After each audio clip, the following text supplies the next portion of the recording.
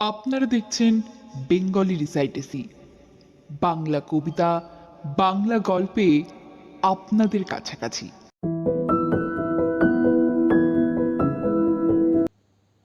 প্রতিদিনের মতো কাজকর্ম শেষ করে পরদিন সকালে ভোজরাজ পুনরায় সিংহাসনে বসতে গেলে পুতুলগুলো আবার হেসে উঠল। রাজা বললেন, তোমরা আমাকে এভাবে লজ্জায় ফেলছো কেন? আমি কি সিংহাসনে বসবার যোগ্য নই? আপনি যোগ্য হলেও এই পবিত্র সিংহাসনের ধার্মিক রাজা বিক্রমাদিত্যের একটা গল্প বলছি, তাহলে বুঝতে পারবেন। একদিন রাজা বিক্রমাদিত্য সিংহাসনে বসে রাজকার্য পরিচালনা করছেন। এমন সময় এক বৃদ্ধ ব্রাহ্মণ উপস্থিত হয়ে বললেন, মহারাজের জয় হোক। রাজা ব্রাহ্মণকে যথাযোগ্য সম্মান প্রদর্শন করে জিজ্ঞাসা করলেন, দয়া করে আপনার আগমনের কারণ ব্যক্ত করুন। মহারাজ, আমি আপনার জন্য একটি ফল এনেছি। ফলটি হলো বিষ্ণু ফল। আপনি ফলটির কাছে যা প্রার্থনা করবেন তাই পাবেন। ব্রাহ্মণ ঝোলা থেকে ফলটি বের করে রাজার হাতে প্রদান করলেন। এই অত্যাশ্চর্য ফল দর্শন করে সবাই পঞ্চমুখে ফলটির প্রশংসা করতে লাগলো। রাজাও বিশেষ খুশি হয়ে ব্রাহ্মণকে 1,00,000 মোহর দান করলেন। ব্রাহ্মণ বিদায় নেবার অল্পক্ষণ পরেই এক দরিদ্র ব্রাহ্মণ কাঁদতে কাঁদতে রাজসভায় এসে বললেন, মহারাজ, আমার খুব বিপদ। আপনি রক্ষা না করলে আমার সংসার ধর্ম সব ভেসে যাবে। রাজা বিক্রমাদিত্য বললেন, হে বৃদ্ধ, আপনি আপনার বিপদের কথা বিনা দ্বিধায় ব্যক্ত করুন। আমি আমার সাধ্য মতো সাহায্য করব।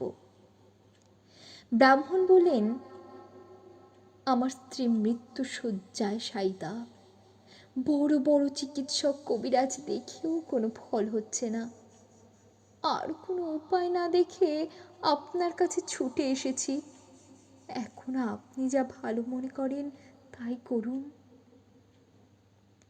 রাজা আর কোনো দ্বিধা না করে বিষ্ণু ফলটি ব্রাহ্মণের হাতে দিয়ে বললেন, এই ফলটি নিয়ে গিয়ে আপনার স্ত্রীর শয্যার ওপর রেখে দিন, তিনি সুস্থ হয়ে যাবেন। মহারাজকে আশীর্বাদ করে ব্রাহ্মণ ফল নিয়ে বাড়ি চলে গেলেন। পরিষদগণ রাজার কাজকর্ম দেখে বিস্মিত হয়ে গেল। একজন বলল, মহারাজ, কিছুক্ষণ আগে 1,00,000 মোহরের বিনিময়ে ফলটি নিয়ে আপনি এক কথায় তা দান করলেন। রাজা বললেন, ওই ফলের গুণে যদি একটা অমূল্য প্রাণ রক্ষা না পায়, তাহলে 1,00,000 মোহরের মূল্য নেই। পরদিন বিক্রমাদিত্য বেড়াতে বেরিয়ে এক সন্ন্যাসীর মুখোমুখি হলেন। মহারাজের জয় হোক বলে সন্ন্যাসী তাঁর পথ রোধ করে বললেন, আপনার যদি বিষ্ণু ফলের প্রয়োজন হয় তাহলে শান্তি আশ্রমে চলে যান। শান্তি আশ্রমে গেলে আপনার ফল লাভ হবে। এই বাণী শোনার পর রাজা আর সন্ন্যাসীকে দেখতে পেলেন না।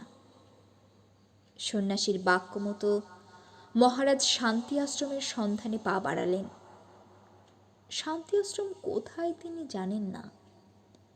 ঘুরতে ঘুরতে কিছুটা পথ অতিক্রম করার পর তিনি একটা সমুদ্রের তটে গিয়ে উপস্থিত হলেন।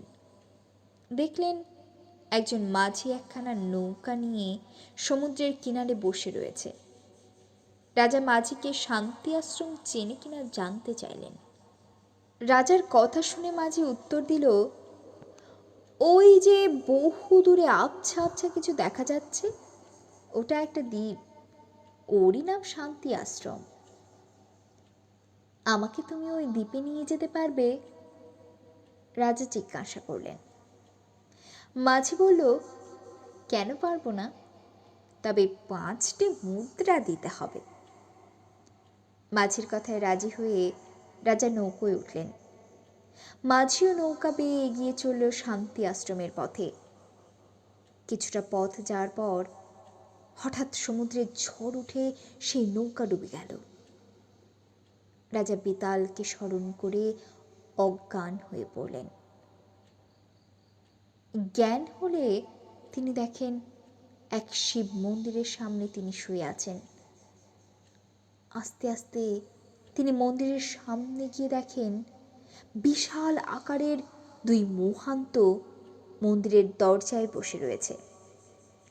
রাজা মন্দিরে প্রবেশ করতে গেলে তারা রাজাকে বাধা দিল। বিক্রমাদিত্য নিজের পরিচয় দিয়ে বললেন, আমার দেব দর্শনের বড় ইচ্ছা জেগেছে, তাছাড়া অন্য কোনো উদ্দেশ্য নেই। মহান্ত দুজন রেগে অগ্নিশর্মা হয়ে রক্তচক্ষু বের করে রাজার প্রাণে দৃষ্টি নিক্ষেপ করতেই রাজার সর্বাঙ্গে আগুন লেগে দাউ দাউ করে জ্বলতে লাগলো। বিক্রমাদিত্য বেতালকে স্মরণ করে অজ্ঞান হয়ে পড়লেন। জ্ঞান ফিরে পেয়ে তিনি দেখেন তিনি এক সন্ন্যাসীর কোলে শুয়ে রয়েছেন। সন্ন্যাসীকে রাজা জিজ্ঞেস করলেন, আপনি কে? আমি এখন কোথায় রয়েছি? সন্ন্যাসী বললেন, আমি শান্তি আশ্রমের প্রতিষ্ঠাতা বিশ্বগিরি। তুমি শান্তি আশ্রমে রয়েছ। রাজা তাকে প্রণাম করে বললেন, বিষ্ণুফল লাভের বাসনা নিয়ে আমি আপনার আশ্রমে এসেছি। বিশ্বগিরি বললেন, বৎস, বিষ্ণুফল অতীব দুষ্প্রাপ্য।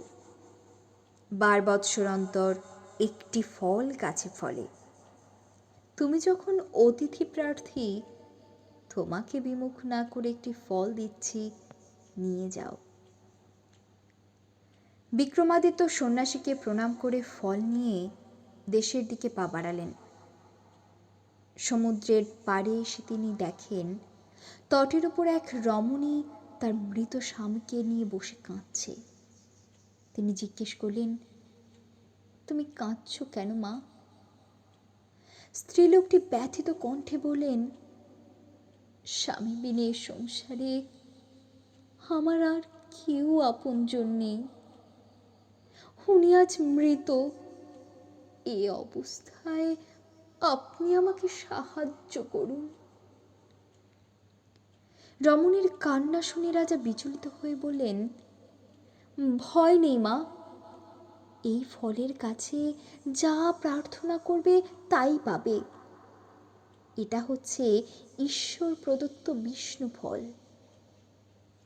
দুর্লভ ফলটা বের করে তিনি রমণীর হাতে তুলে দিলেন। রমণী আনন্দের সঙ্গে সেই ফল হাত পেতে গ্রহণ করার সঙ্গে সঙ্গেই সেখানে লক্ষ্মী নারায়ণ আবির্ভূত হয়ে বললেন, তোমার ত্যাগের তুলনা হয় না বিক্রমাদিত্য। চিরস্মরণীয় তোমার ত্যাগ। আমি আর লক্ষ্মী তোমাকে পরীক্ষা করছিলুম। ত্যাগ ও নির্লোভের পরীক্ষায় তুমি জয়ী হয়েছ। এবার তুমি রাজধানীতে ফিরে গিয়ে মহাসুখে রাজ্য ভোগ করো। এ কথা বলে নারায়ণ লক্ষ্মী দেবীকে নিয়ে অন্তর্হিত হলেন। রাজা দেখলেন সমুদ্রের পাড়ে একখানা সোনার তরী রয়েছে। সে তরীতে চেপে তিনি উজ্জয়িনী ফিরে গেলেন। গল্প শেষ হলে দ্বিতীয় পুতুল বলল, ভোজরাজ, এখন নিশ্চয়ই বুঝতে পারছেন ধার্মিক রাজা বিক্রমাদিত্যের সমতুল্য আপনি নন। এই বলে দ্বিতীয় পুতুল শাপমুক্ত হয়ে গন্ধর্ব লোকে ফিরে গেলেন। ভোজরাজও আপন কক্ষে ফিরে গেলেন।